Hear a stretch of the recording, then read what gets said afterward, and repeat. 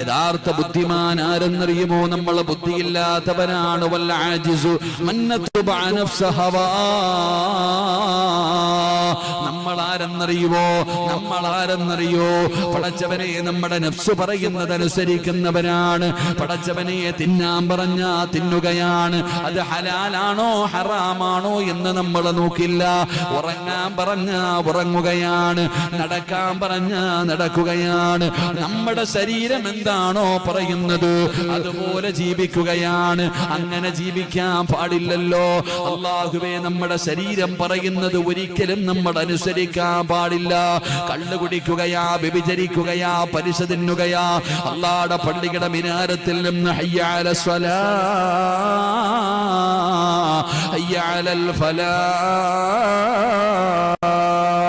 അല്ലാഹുവിന്റെ പള്ളിയുടെ മിനാരത്തിൽ നിന്ന് ബാങ്ക് വിളിക്കുകയാണ്. നിസ്കരിക്കണ്ട, കച്ചവടം ചെയ്താ മതി, അത് ഉസ്താദിന് പറഞ്ഞിട്ടുള്ളതാ, പ്രായമുള്ളവർക്ക് പറഞ്ഞിട്ടുള്ളതാ എന്ന് പറഞ്ഞുകൊണ്ട് നടക്കുന്നവരുണ്ടല്ലോ. എന്റെ പ്രിയപ്പെട്ട സഹോദരാ, എന്നിട്ട് ഇവനെ ഉപദേശിക്കുമ്പോൾ ഇവൻ പറയുന്ന മറുപടി എന്താ? മന്നതുബഅ നഫ്സഹു വതമന്നാ അലല്ലാഹ്. കള്ളു കുടിക്കുന്നവനും വ്യഭിചരിക്കവനും പറയുന്ന ഒരു മറുപടിയാ. നിസ്കരിക്കത്തുമില്ല, ഖുർആനോത്തുമില്ല, പള്ളിക്കകത്തും കയറത്തില്ല, ഒരു നന്മയും ചെയ്യൂല. ഓനോട് ചോദിച്ചാൽ പറയാം അല്ലാഹ് എനിക്ക് സ്വർഗം തരുമെന്ന്. എന്താ പറയാ? അല്ലാഹ് എനിക്ക് സ്വർഗം തരുമെന്ന്. ഞാൻ ഒരു ഉദാഹരണം ചോദിക്കട്ടെ. എടാ, ബേക്കൽ ടൗണിൽ നിൽക്കുകയാ. കാഞ്ഞങ്ങാടേക്ക് ഒരു ബസ് പോകുന്നുണ്ട്. കാഞ്ഞങ്ങാടേക്ക് പോകുന്ന ബോർഡ് വെച്ച ഒരു ബസ്സിനകത്ത് കൈ കാണിച്ച് കേറിയിട്ട് ഇവൻ ദുആ ചെയ്യോ, അല്ലാഹുവേ എന്നെ നീ കാസർഗോഡ് എത്തിക്കണേ പടച്ചവനെ. എത്തുവോ? അല്ലാഹു ഈമാൻ തരുമാറാകട്ടെ. എത്തുവോ? നിങ്ങളെന്തേപ്പാ ഇതിലെ ഈ പള്ളിയുടെ മുമ്പിൽ നിൽക്കുന്നുണ്ട്. ഇങ്ങോട്ടൊരു ബസ് പോകുന്നുണ്ട്, ഹൈവേയിലേക്ക് പോകുന്നതാ. ഇങ്ങോട്ട് പോകുന്ന ബസ്സിനകത്ത് കയറിയിരിക്കുക, ടിക്കറ്റ് എടുക്കാൻ. അപ്പൊ ഇവൻ ദുആ ചെയ്യുന്ന, പടച്ചവനെ എന്നെ ബേക്കൽ ടൗണിൽ എത്തിക്കണേ അല്ലാഹ്. എത്തുവോ?